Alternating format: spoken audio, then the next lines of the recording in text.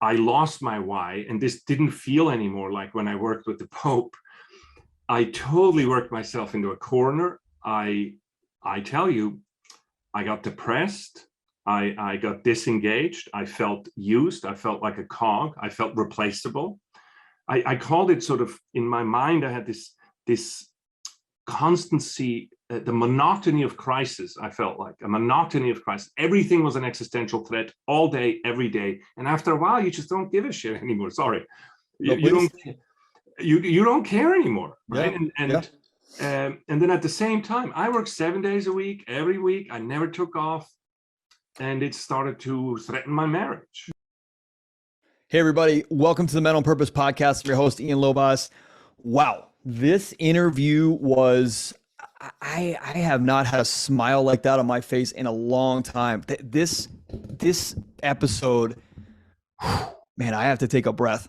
I record the intro right after the main episode, and it's, I mean, we sat on the phone for another 30 minutes or sat on Zoom just chatting and figuring these collaborations and these trading ideas. It was so nice to talk to somebody like Andreas Widmer. And so today, look, I don't always do this. I have been doing this lately. I want to make sure that you know you're in the right place and you're going to have a great time and you're going to learn some stuff and you're not going to waste your time. So let me go over what you're going to learn on this one, and then we're going to jump right in. All right. So Andreas worked for the Pope. So he's going to tell stories of how the Pope was his mentor and he was getting pep talks and advice from the Pope. And that is so cool. We're going to talk about when we work, we just don't make more, we become more. That was one of the Pope's pep talks to Andreas. And we're going to talk about feeling used in your job or in your family. We're going to talk about need for validation. We're going to talk about when the money got taken away, when the foundation crumbled and the rug was pulled out from under him and what he dealt with. And I know a lot of you guys do that or have been through that. Starting the personal development ride, becoming the best version of ourselves, the miserable state that we become entrapped in, and then the birthing process. We're going to talk a lot about the birthing process of the new evolved you, and how, one of my coaches said to me, you're birthing something new here. Of course it's going to be painful and suck. The birthing process sucks. It's painful. It's incredible. So we're going to talk about that. We're going to talk about making career changes. The answers are within you, and being responsible to get them out, to clear the distractions and to remove the things in the way. That's your responsibility. We're going to talk about choosing for yourself, and that change is never done. And sometimes that can be frustrating, and it's okay. Change is never done. You're always working on you. We're going to talk about a story about Francis Michelin, the tire guy, and believing in people and having a heart and believing in humanity. We're going to talk about breaking the stone open to reveal the diamond. We're going to get deep into that. We're going to talk about the story of the inventor of the box wine and how Andreas worked with him and got his story out. And a week later, he died, and how this guy was one of the most inspiring people he'd ever worked with. We're going to be talking about creators and harvesters. That those are two types of people. Most people are harvesters. They try and harvest pleasure and money in their work. And we're going to talk about how to create those things so that you actually live with fulfillment. Setting goals, managing yourself, making decisions now, being accountable for yourself, declaring a value for yourself, school, self-love, self-advocation, you name it, we're going to be talking about it. The episode is fun. It's deep. This dude knows his shit. You are going to get a lot out of it. Real quick, let's take care of some business. menonpurpose.net is where you need to be for everything that we've got. Our show notes, our coaching, our retreats, our masterminds start monthly. They're self-paced, by the way. You can start them anytime you want. Go to mentalpurpose.net and just click and inquire. If this episode moves you, I encourage you to send it to somebody that may need it and be that stand for them, okay? There's a ton of free stuff on the website. I love all of you. I really appreciate your support. This podcast is growing. Our audience is growing. I get so much feedback from you. It's awesome, right? Remember, guys, if you want to become irreplaceable, you've got to be on purpose, all right? Enjoy this episode. All right, Andrea. So what we were talking about before I hit record, and I somehow the last couple of weeks I get into these conversations with people, and I forget. Okay, we're not recording. Let's get some of this out. So what we were talking about was fulfillment and how most men that we know, ourselves included, have been in this place for many years, many decades, in fact, sometimes, where they're going through the motions, compensating, overcompensating, avoiding, masking, coping. Their job is their identity. And they get to a certain point in life and they go, shit, this isn't what I wanted. I'm not happy at home. I'm not happy at work. I don't feel like I have any options to escape. I can't get out of this because I'm the provider. I have to keep making money. And then there's this thought process that I went through, which was, what about me and what I want? Like, what about me? When the fuck do I get what I want? Like, that's what I kept saying to myself, right? And then I realized that at the end of my first year in what I would call personal development, reading 65 books, going to like 50 seminars and courses and all this stuff. And my wife said, I think I want out of this marriage. And in that moment, I realized that not only was I now miserable in my business and trapped, that I was now going to potentially lose this relationship that I loved with my daughter, who was a little baby. And in that moment, everything came down to the fact that I felt replaceable. Because in my marriage, I was about to be replaced as a husband. And in my business, I was about to be replaced as a leader. And as a professional real estate agent, as I used to be, I could be replaced at any moment. And so my whole life was based on this constant like pinball back and forth where I was the ball and felt like I had no control over my entire life. And I was angry at my mom and dad. I was angry at society. I was angry at myself. I was angry at my wife. I was angry at everybody until I finally said, man, this is on me. Like, if I don't want to become replaceable, then I need to become irreplaceable. And that's how Men on Purpose was born. So I want to start there with your story. Yeah. Take us back. First of all, welcome. My team says, don't forget to welcome people. Thank you for being here. Thank you, Ian. It's my privilege to be here. Thanks for inviting me. Of course. So my confusion started very early in life. I grew up I'm from Switzerland. I'm from a small village in Switzerland.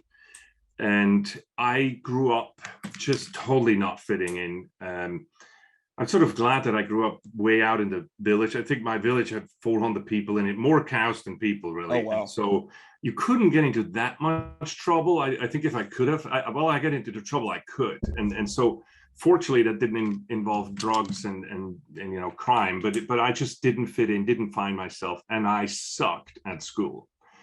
Now I know I have dyslexia and ADHD, and so that's just it's just like putting a square peg into a round hole. But I didn't know that, and so you basically grow up thinking exactly this: that I don't fit. I also thought I was stupid. Because I just couldn't measure up. My self-esteem was in the cellar.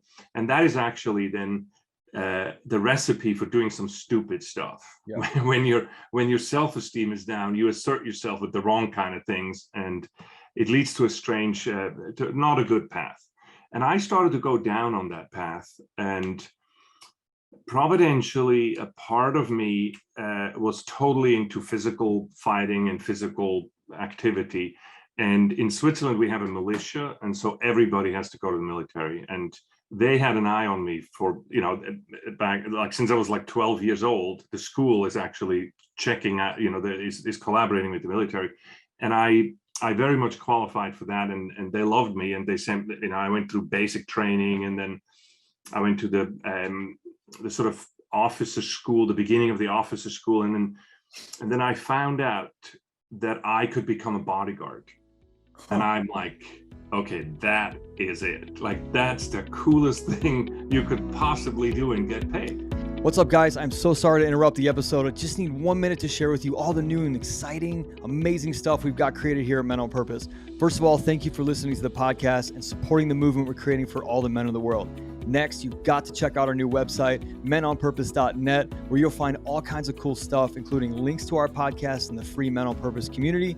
You're also going to find our new free purpose-driven formula mini course and ebook, and links to all of our new coaching programs and products. Look, I've had so many of you ask me where to get started with your personal growth journey or where you can go to level up. So I put this thing together, this free ebook and mini course, and we're going to be talking about and coaching you through a really light version of our purpose-driven formula, which is our foundational formula. And for those of you who are ready now, we got you. Listen up, whether it's becoming the best husband, being the best dad, quitting that job that doesn't serve you, or just understanding how to put you first, we've got what you need to align with your authentic self and find that true fulfillment and live a life with no regrets. Look, we're helping men with structure, support, and sustainability. That's what you've asked for, and that's what we deliver. As we lead you through proven and tested curriculum that focuses on formulas to help you get farther faster. So make sure you go to menonpurpose.net, click the button to download our free, powerful, purpose-driven formula mini course and ebook. And while you're there, make sure you check out some of our amazing products designed to help you find your purpose, stop self-sabotage, and dial in your mindset, skills, and habits to evolve into the best version of you. Why? Because we want you to live and have the best life possible. No regrets. So, menonpurpose.net, let's get back to the episode. And I didn't really think anything about it. I'm like, I heard a friend of mine saying that's what he did. And so I'm like, I'm in, right? Show me where to write. And I did. So pre-internet. And I applied, and lo and behold, I was accepted.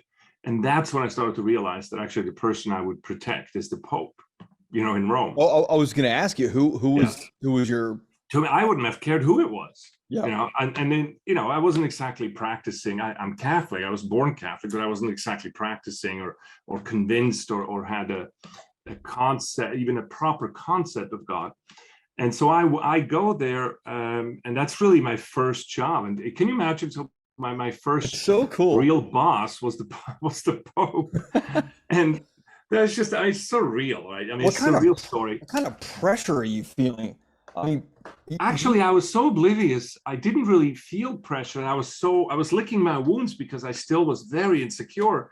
And actually, I did this only to bolster my ego. And believe it or not, but he noticed. And I was actually in terrible shape. I was very sad and I regretted ever going to work there very quickly because it's tough. Like it's like a Secret Service and very demanding. And I'm like, as soon as I got there, I'm like, shoot, I should have never done this. And then you're always around him, of course, like you would if you would protect the president. Sure. And he noticed, actually, he caught me crying once, or caught me. He walked in and he saw that I was not in good shape. And he ended up sort of reaching out to me and saying, look, I'm glad we're working together. And you'll see it. Things are going to be okay. I like you. I like having you here. And I see you're doing these things good. And so he also said he would pray for me and so on. And he just kind of said, look, I got your back. I'm on my team. Oh. Yeah. The Pope gave you a pep talk. That's so cool. That's unreal, isn't it? Yeah, it is. And so, because it's just like, if you work, you work. I mean, even any leader has to have people around them, and I happen to be one around him. And I'm telling you, it actually changed my approach to that work, and it gave me a why, and I sort of really felt like I was on his team, and I totally flourished. That's when I suddenly, and he sort of coached me a bit. Coaching is too much to say. It's not like we sat down like you and I here and I get a coaching session. But first of all, I'm always there when he talks, and I sort of, and he walks by and we'll exchange words, and he give me some advice or ask me questions. But he kind of coached me in saying that he would always say, when we work, we don't just make more, we become more. When you work right, you don't just make more, we become more. And that always stuck with me. And I have to say, working with him, he also would always say, nobody works for me, you just work with me. Because in the dignity of the person, that nobody works for anybody, everybody works with everybody, because it's a voluntary thing. And it took me a long time to figure this out. I was an idiot 20-year-old, okay, and who didn't know any better. But I started to flourish, and I started to discover my thirst for knowledge. When I saw him, I'm like, I want to do whatever he does. I want to be who he is. Yeah. And he introduced me and just showed me it's almost like if somebody takes you on a mountain and shows you a vastness you've never seen before in your life. And that's sort of, in that sense, the Pope is kind of my guru in that sense, that he showed me something that just blew me away. Wow. And once I had that, I'm like, now I gotta go. And he was fine with that. And I left, I met my wife there in Rome, and I came to America. And lo and behold, I found these guys who in the 80s who poured a TCP/IP to the PC, which means it's one of the main companies that brought the internet to the PC. Now, I had never used a computer before, and these guys were only interested in me because we were all kind of students. I think the oldest one involved was 30 years old.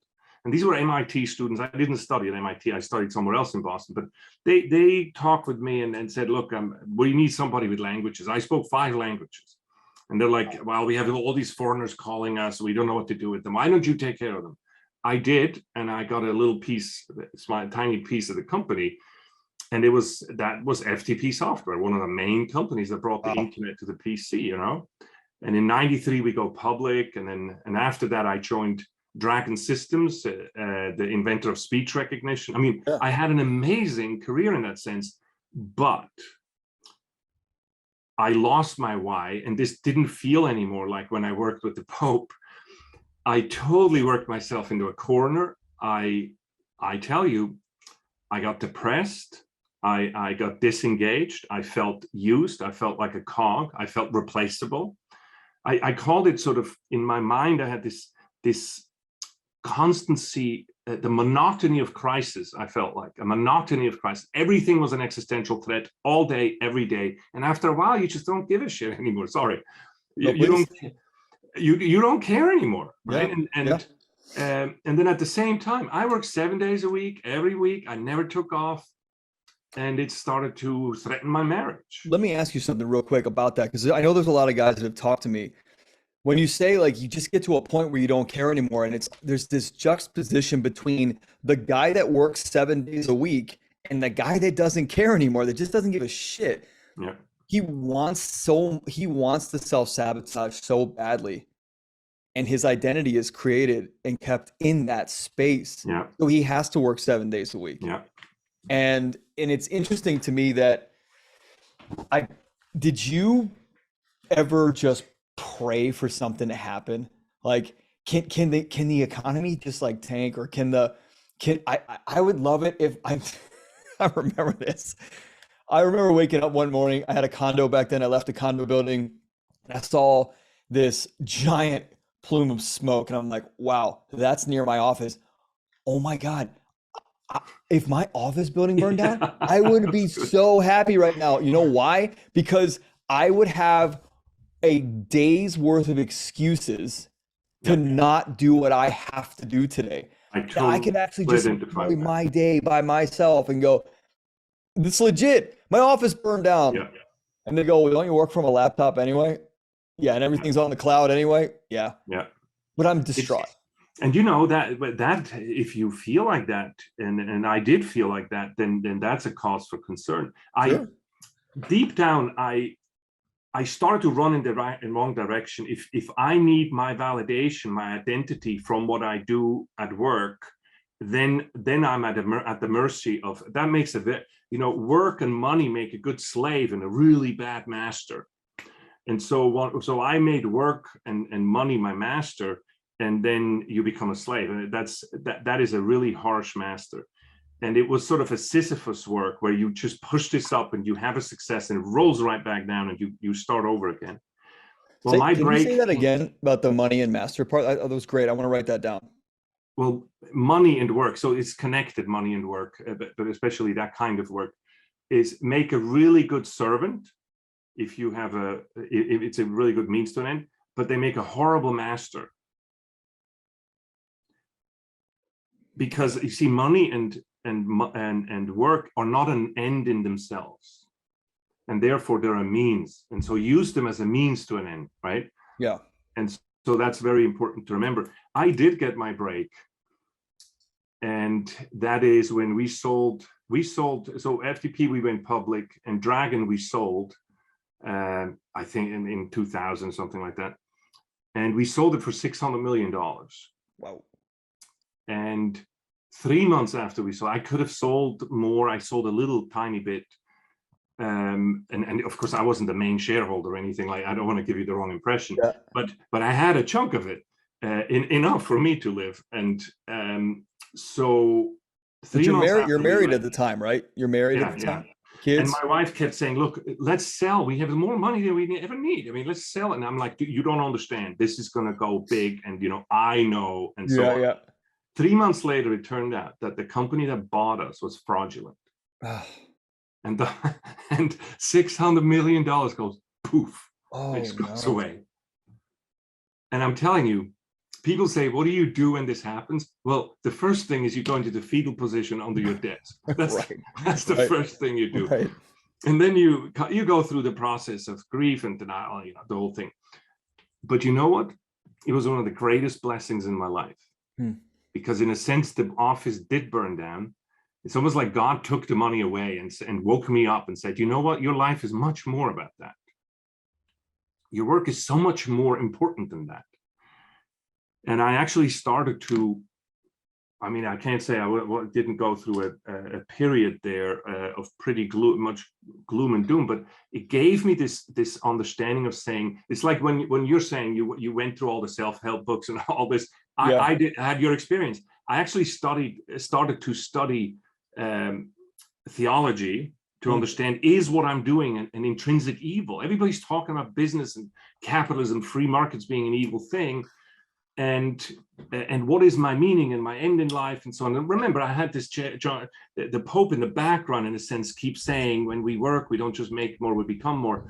And then I also I joined Monitor Group, which was a consulting firm, a strategy consulting firm, and sort of got my MBA by working with them. And I ran one of their companies. I actually spun it out, a business strategy company.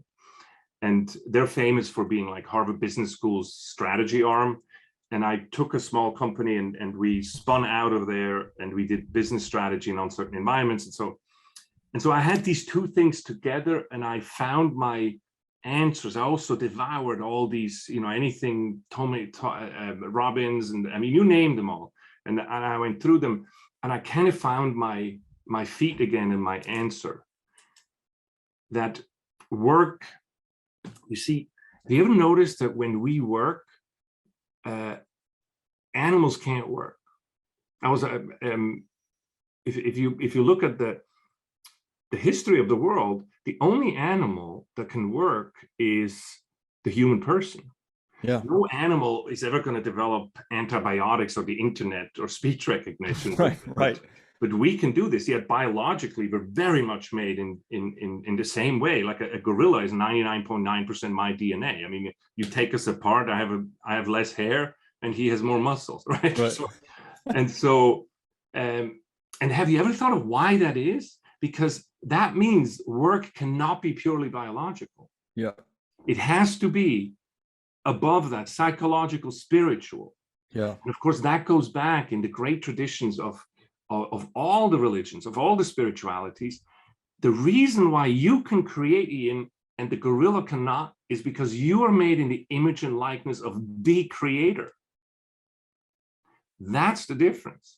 That we can create just, in this analogy, just like God created the universe. And this is sort of the idea of then God saying, and now you continue, stewardship, man, you continue this work. Yeah. So when we do this, when I go to work and I create speech recognition, or I wrote this book, I write something out of nothing, and I have it, then I am, in a sense, playing God.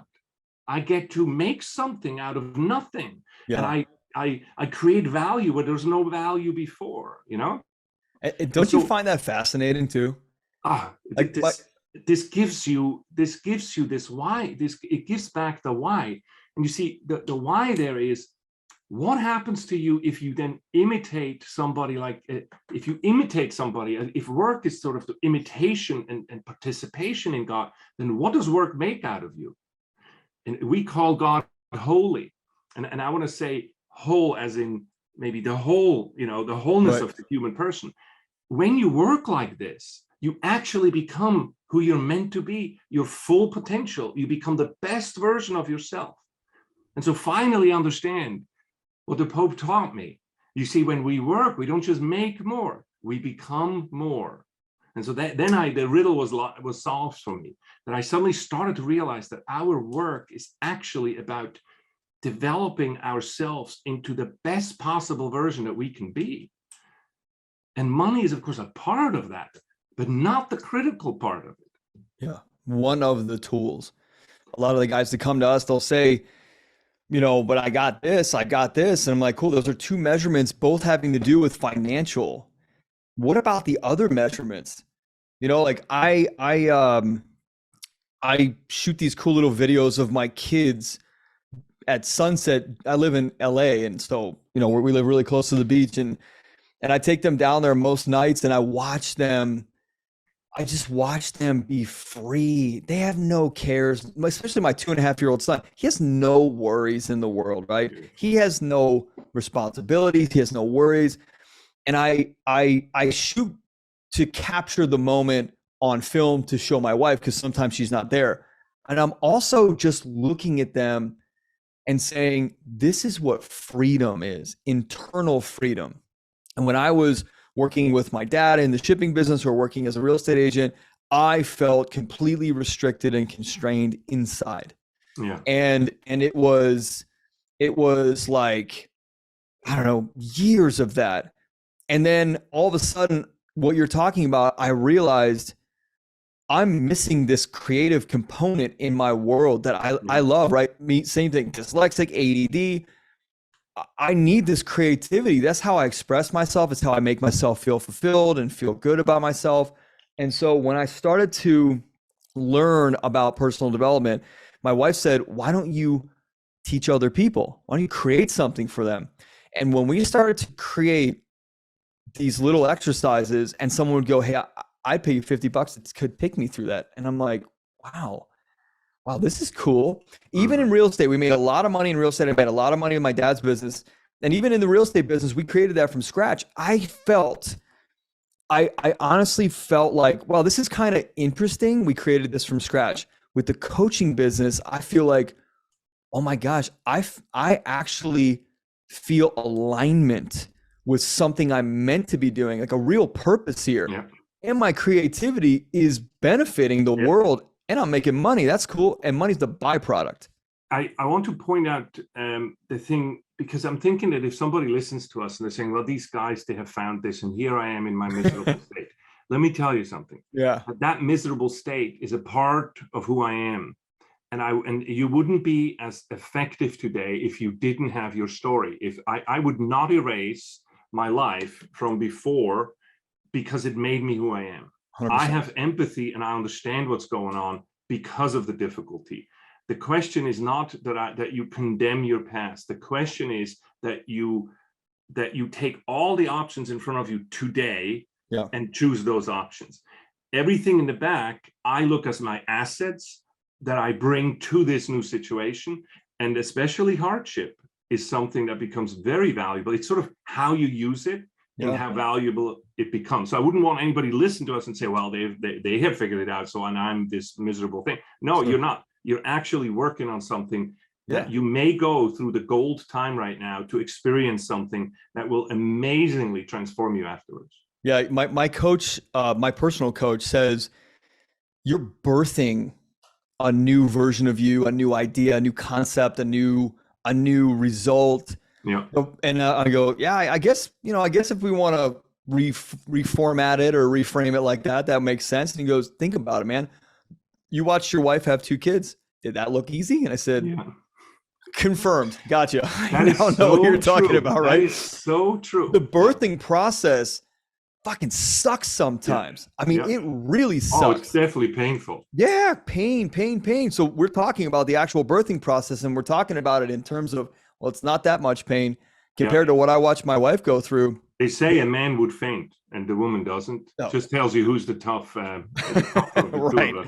Right. But I mean, that's the thing. So I've done it a couple of times, this reinventing myself, I call it, which is a career change, So I was in the military, and then I switched over, and I went into high tech, and then after that I went to strategy, and then after that I went to actually into philanthropy, and then education.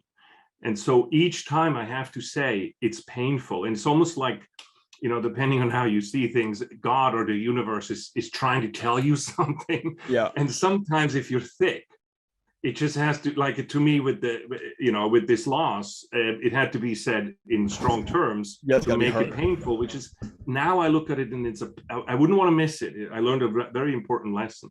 And also I tried to at times to start new companies, and I couldn't find a VC to give me a dime. And I've done 1,000 presentations trying to pitch something. And sometimes it's just not meant to be. And then that's when you have to stay flexible and say, okay, what is it that I'm doing here? And in that sense, I also want to encourage people that that answer is within you. It's not, when I discern what I need to do or what I ought to do, it's usually not something that's completely foreign to me. It's something that's somewhat close by and that has been gestating inside of me. And so that, in a sense, these are all things that lie close. Like if you're looking in your career, Ian, so you basically always solved problem for people, you know, whether it was with shipping to get something there at the same time, or in real estate where you get somebody their dream house, or now you're helping people in a way order their life in that sense. You're helping people solve something. Yeah. And there's a red thread to it. That's what I'm saying. It's usually not, you don't have to, you know, move to the other side of the world and be a completely different personality. That's not it. Well, that won't work because you're taking you with you. Exactly. I had some friends that left Maryland when I used to live in Maryland because it was the job market sucks and the government of Maryland sucks and this sucks and this and I'm like, okay, great. That's you though. How are you going to escape you? You're going to move somewhere and expect that the government and this is going to be different. It's not just rearranging the furniture. The real change comes from within. Yeah. And you know, that's another thing. You know, at the core of this whole change in my life has been the Pope. I have to say, and one of the things he would always tell us is, "I cannot want for you." You know, this is very deep. I cannot want for you. At the end of the day, the one freedom, again, the thing that makes you godly is your free will, that you get to choose. He would say, you get to choose. You say, well, what should I do? And he'd say, well, that's exactly it. You get to choose what to do. And I cannot want for you. You know, I can wish for you, I can pray for you, but I cannot want for you. That's something that when the change comes, you have to want that change. Otherwise, it's not going to happen. And no change of furniture, no externalities are going to make that change. It's inside. You ever feel like you're,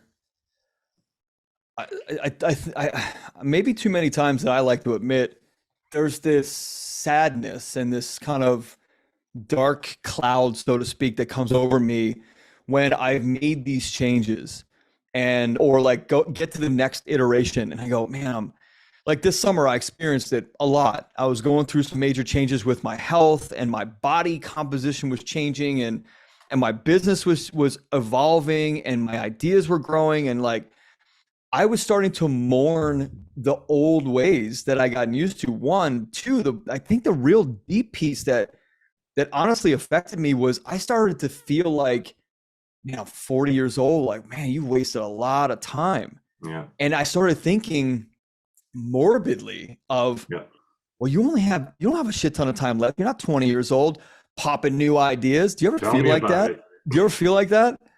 Of course. But the thing is, we have to actually approach this as this change is never done. It's always becoming. We're always in the change. There's this story that we mentioned before we went live is, you know, the famous entrepreneur Francois Michelin, the guy who started the Michelin tire company. One of the things he did, he had this, and this is what I love about those kinds of entrepreneurs. He had this deep belief in humanity. And there was this kid showing up. It was like now probably 100 years ago, just in the beginning of the whole automotive industry, and they I don't know whether you know this, but the speed of cars was limited not by the engine, Yeah, to the but by tire. the tire. Yeah. Because the tires would always blow up. Yeah. So just at that time, there was this kid showing up who lost his job somewhere, and he asked the HR person, hey, I need a job. And they're like, what are your qualifications? He says, well, nothing. And they said, well, why don't you go in the mailroom? And so then Francois walks around and finds this new person and says, and he's the owner of the company. And he's like, well, what are you doing here? And he says, well, the guy gave me this job, and what are your qualifications? And he said, well, not really. I've done this or that. And he says, well, I tell you what, why don't you go into the foreign exchange office, because of the European currencies and we sell in different countries. You go figure this out. And he's like, well, I do like math, but I've only gone whatever to sixth grade or whatever. And so the kid goes in there, and before you know it, Michelin goes back and he sees that all the transactions go to him because he figured out something that made it very easy, and it would just. And then he talked with the HR manager, came in, and he says, why did you not send him into a more challenging role than the mailroom? And he says, well, because he doesn't have any qualifications. How am I supposed to see what his qualifications are? There was no telling. And Michelin said something very interesting. He said, don't you understand that the stone has to break for the diamond inside to show, for the crystal to show? You have to break the stone to see it. And of course, this is the perfect analogy for us, for this feeling that we're breaking, that we're in a sense breaking open. Look at it as breaking open, not just breaking. And this guy, Mignol was his name. Francois sent him on actually to the engineering department, in which the guy didn't even have a college degree. And that is the guy who invented the radial tire, which is today, if you drove your car to the office today, you used Mignol's radial tire, which is the reason why tires don't blow up. Yeah. And this is a guy with a 9th grade education. Wow. And Michelin took this chance on this guy because he believed in humanity and says, look, try this. And if he wouldn't have worked in the first department, he would have sent him in another one and find his particular talent. But it is this painful breaking open that frees up this human genius, in all of us. There's the human part of me on the one side that says, this is amazing, man. You're only 40 years old and look what you've discovered and look who you are. You're free. And now you coach other men to release the internal restriction and constraint and empower themselves. Yeah. They don't feel it. And then there's that other side of me that says, how much more time do you really have here? I mean, how much more do you like? And it's this weird fight. Yeah. I love that story. And I think, or what do you think? Do you think that most people have been scarred or affected negatively by taking a chance on someone, and that's why that guy, that HR manager, was like, I don't know, get in the mailroom, you're safer there, my job's safer, because if you mess something up, I'm not going to get fired by Mr. Michelin. Just think about that aspect in the same context. You're talking about humanity and seeing the best in people and cracking the rock open. If you take all of the human, right, the human experience, the simulation bullshit, if you take that out, I am so damn happy that I've been cracked open and that I bled this summer, and that what my path looks like now is so freaking clear of what my purpose and my mission is on this planet. And then the human, right, the hologram, the made up bullshit from the feelings and emotions, the amygdala and the societal pressures, says, what would it have been like if you did this at 25?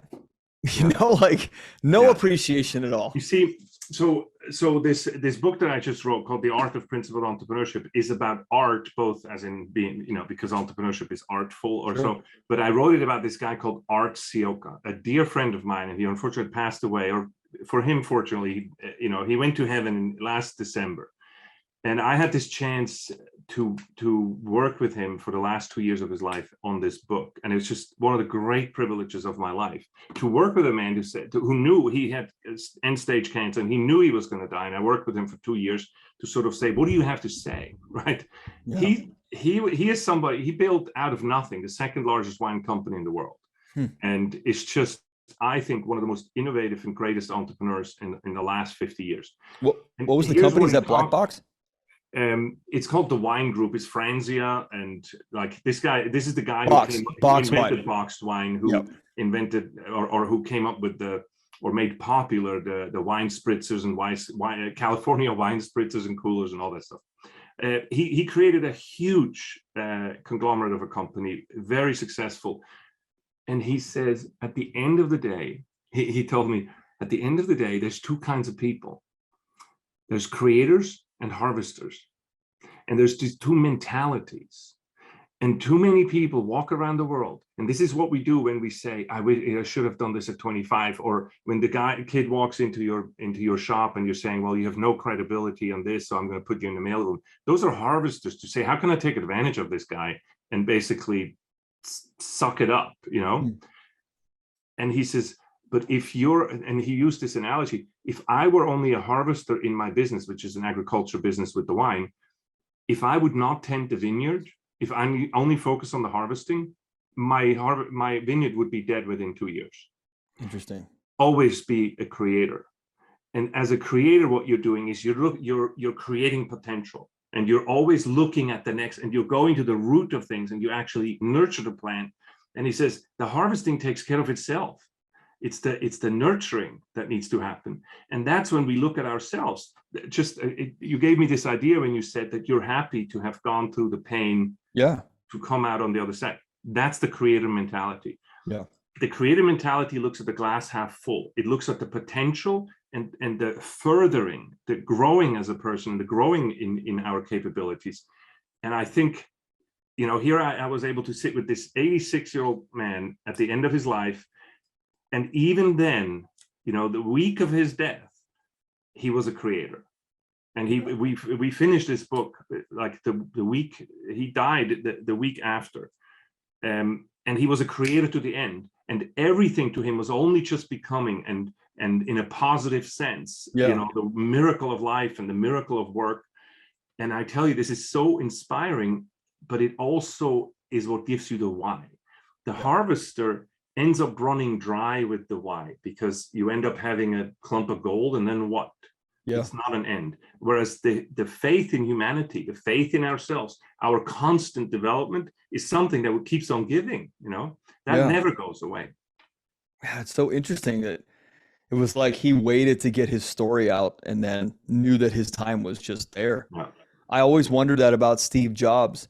Somebody so instrumental in the advancement of our society as a whole, you know, our planet, and then to be taken so early.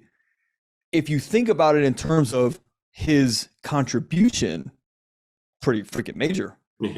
Changed everything about everything, right? And so it's just it's a weird thing to think about. It's just a weird thing to think about sometimes. But I can tell you right now that there are my coaching business started as helping men kind of move through, you know, what's their value and what's their understanding of themselves and how to actually have a little bit more fulfillment at work and that kind of thing. And then it really came to basically when I came to the fact, like, I have to leave this real estate business. It's not for me. I'm replaceable here. I don't care how good I am or how good I think I am. I went to my team leader at the time, the guy who owned the office, and I said, I have a really strange question for you, man. And he goes, what's up? And I said, if I died tomorrow, what would you do? And he said, everything okay? And I said, yeah, I'm fine. I'm going through some really weird transition in my life. It's pretty cool. And I just need to know that answer. And he said, how many transactions do you have? And I said, right to transactional, right? How many transactions do you have? And I said, like 16. And he goes, you're having a great month, man. You're having a great month. And I said, yeah. But remember, I'm dead tomorrow. And he said, your transactions would just go to like the admin in the office, and we would contact all your clients, and we would just let them know that, you know, you're not here, and we'll finish up the transactions. And I was like, so you think anybody would just like be so distraught that they couldn't buy their new house and like their entire life is ruined because I'm not their real estate agent? And he goes, no. And I said, Yeah. okay. And man, I went home. That was 2018. And I went home and it took me another year and a half to actually make the move where I realized, bro, you are absolutely 100% not important here. You're making yourself important and you are wasting your life. And so coaching started out as like these basic things. And then it really got into this depth of like, what do you want to pursue? And how do I help empower a man to be courageous and confident and clear to go get it? And that is my business today. And it's fucking awesome, man. Yeah. Like, it's awesome to be sitting in my house in LA, knowing that my entire day is packed. I spent 3 hours with my kids this morning. I swam a mile this morning. I'm going to have a cool dinner tonight with them. I'm going to take them to the beach. I'm going to watch them be free and dance in the sand. Beautiful. And I'm going to hold hands with my wife and walk down the beach. And we're going to come home and watch a movie. And I'm in this homeostasis, right? This equilibrium of this is what it's supposed to be. And on top of that, I now get to educate and help other men discover that. I'm not sure if there's anything better, right? No, I think, I mean, that's beautiful. I also found this, you know, I'm doing what you're doing, but I do it in the university setting, and I helped start this business school here. And so I do the Intro to Business course, which is the first course students get when they get here.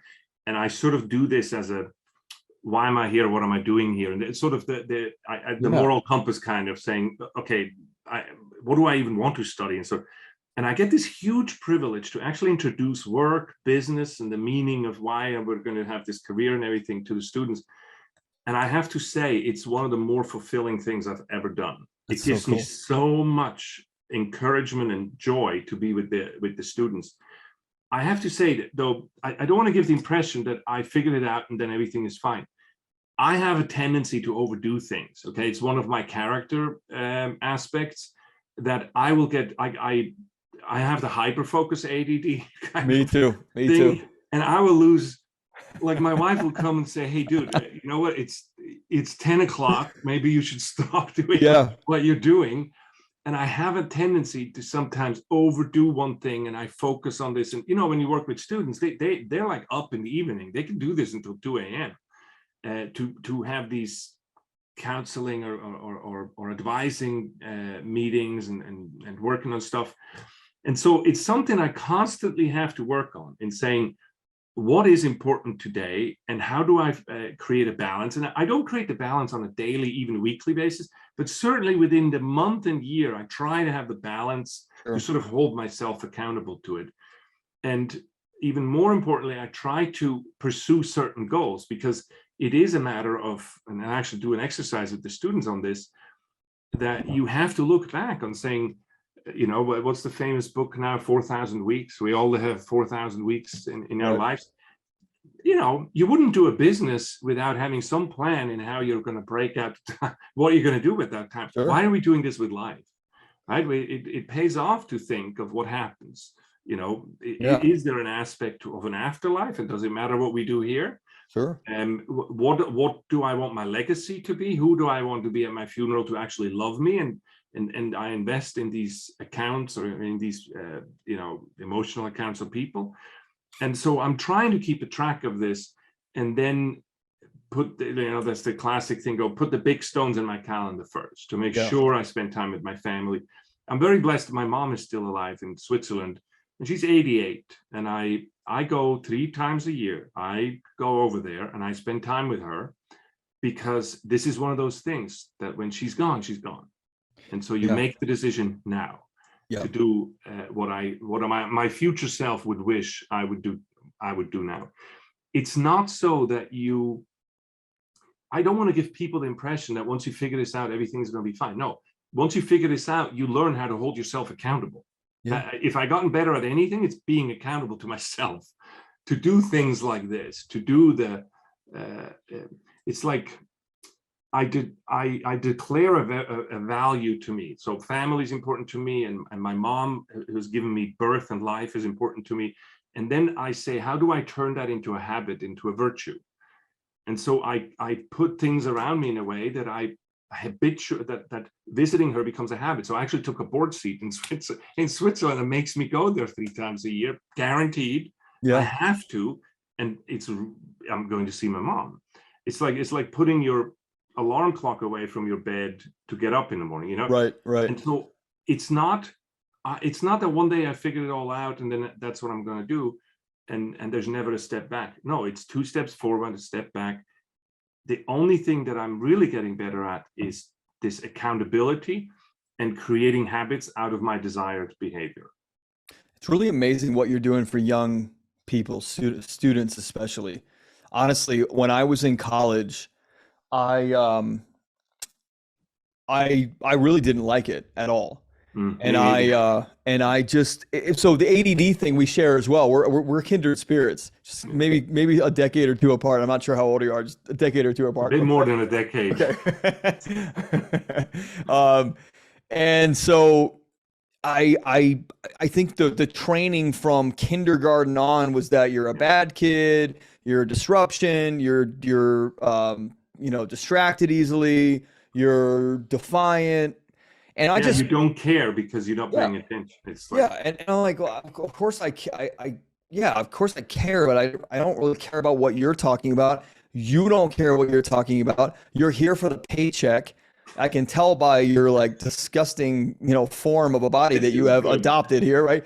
And so the ADD thing was like this detriment that everybody told me I had until in college, which I just didn't like. And I wish I had an advisor that said, what are you actually doing here, man? Because I fell into the same trap. My parents fell into the same trap of good grades, college, like that whole thing that most of us fall into. Societal pressure. You don't want to be the only parents whose kid doesn't go to college. Because look, by the way, I'm breaking that in the generation. Let's say my daughter says, Dad, I don't think I want to go to college.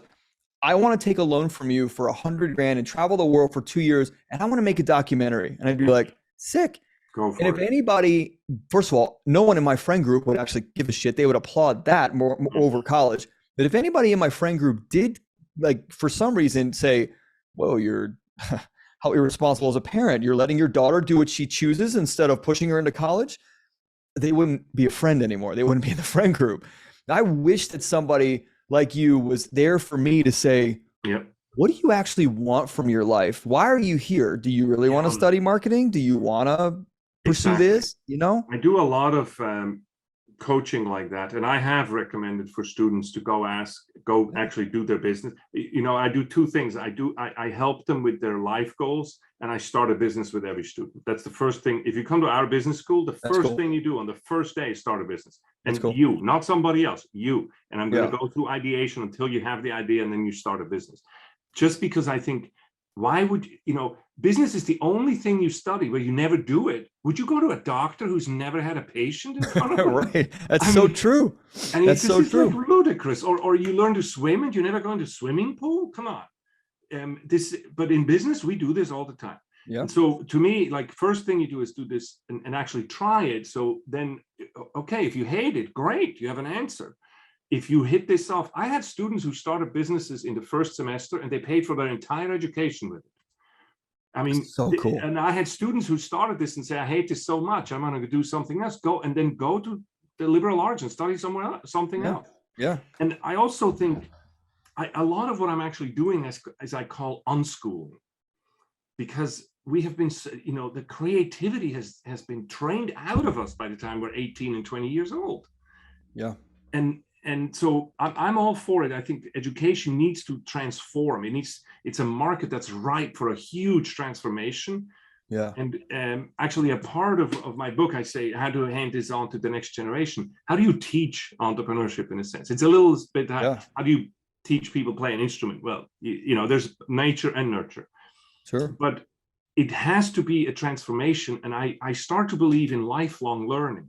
Learning should be like being a member of a health club, where you belong to that club and will work on the muscles that you need at the time. There's no point in giving a college student a course on M&A, which they have no idea, and they're going to memorize this and then regurgitate it on a piece of paper after it's done. How about this? When you come here, I work with you on your character, on your habits, and on your vision for your life. And then you go out and you get sort of a ticket, a membership with us. And when you meet M&A, call me. I'll put the best people on the phone with you, and I'll tell you anything you need to know, because then you're in hyperdrive to learn. Yeah. That's my experience and how I learned. And so we're starting to work with our team on this lifelong learning project where we slowly move in that way. Now, education, not the most agile of industries, sure, but that's sort of what the project I'm working on. I honestly just had that conversation with a bunch of the parents at my daughter's school this morning. Every Friday, all the kids get together, all the parents get together. It's a small private school here in LA. And we chose it because it actually nurtures her gifts, not puts her into a box and then blames her for not following the status quo. And anybody that's like doesn't agree with that or gets pissed off at that, email Andreas. Ian, I use the example. I'm 6'9". I'm a big guy. Okay, 6'9", 250 pounds. It's like forcing me to become a horse jockey, and then saying, "What's wrong with you?" This is totally like talking to me about my ADHD or my dyslexia or my talents and non-talents. I suck at numbers. Okay. And then looking at me and saying, why don't you tell me what's wrong with you? Why don't you fit on the horse? It's about the same thing. Right. So what they're doing to your daughter, if they do this, is to blame her for something that is her nature. So this is the school she goes to is phenomenal, right? It's phenomenal. And we were talking about the parents, we were talking about our public school education experiences in elementary school and how we put our kids in this type of school because we were so turned off by that. And I said to that, they were like, I don't think that would ever change. Because I said, my elementary school was like a jail without bars on the windows. Concrete box, muted colors, sterile environment. Yeah. And it's an institution. It's an institution. And I remember, honestly, like I was so ADD. I remember taking Ritalin at 5 years old. And honestly, I can still remember like that like the really bitter taste of that pill in my tongue. And I had these cards, red and green, whether I was good or bad that day. There was no context, right? There was no context of good or bad. It was just, and every day I got a red card. Yeah. And one day my dad said, your mom, you're this whole card thing, like what's going on? I remember this, like it was yesterday.